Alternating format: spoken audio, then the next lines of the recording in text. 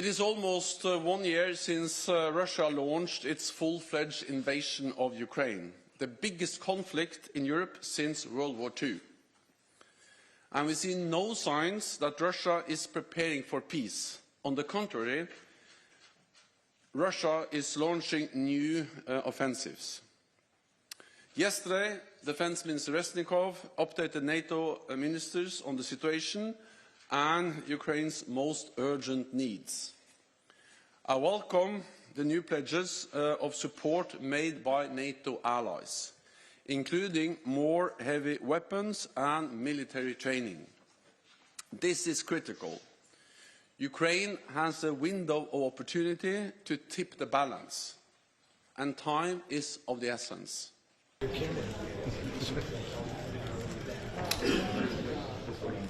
So what we see is an enormous expenditure of ammunition, and we have seen that for several months. And that's also the reason why we actually started to address that last fall. We convened with meetings with the defense industry. We addressed this issue in different NATO capitals, and now we see that things are actually moving in the right direction.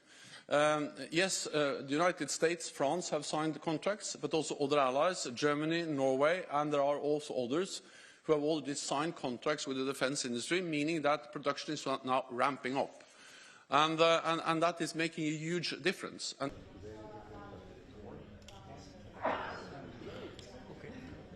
30 allies invited Sweden and Finland, and 30 allies signed the accession protocols.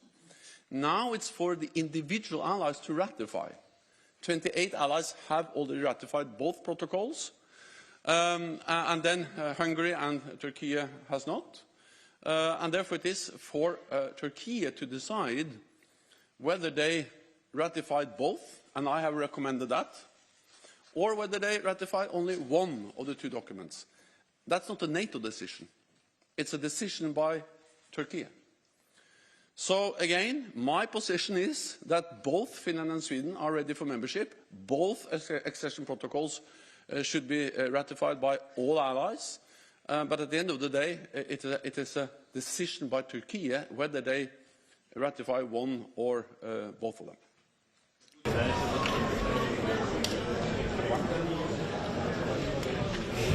But what is obvious is that if it was right to commit to spend 2% in 2014, it is even more right now, because we live in a more dangerous world. There is a full-fledged war going on in Ukraine, in Europe, and then we see the persistent threat of terrorism, and we see also the challenges that China is posing to our security.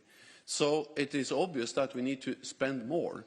My, what should I say, thinking around this is that instead of changing the 2%, I think we should move from regarding the 2% as a ceiling to regard the 2% of GDP as a floor, a minimum, and to have a stronger commitment and not the long-term perspective we move towards, but actually that we need immediate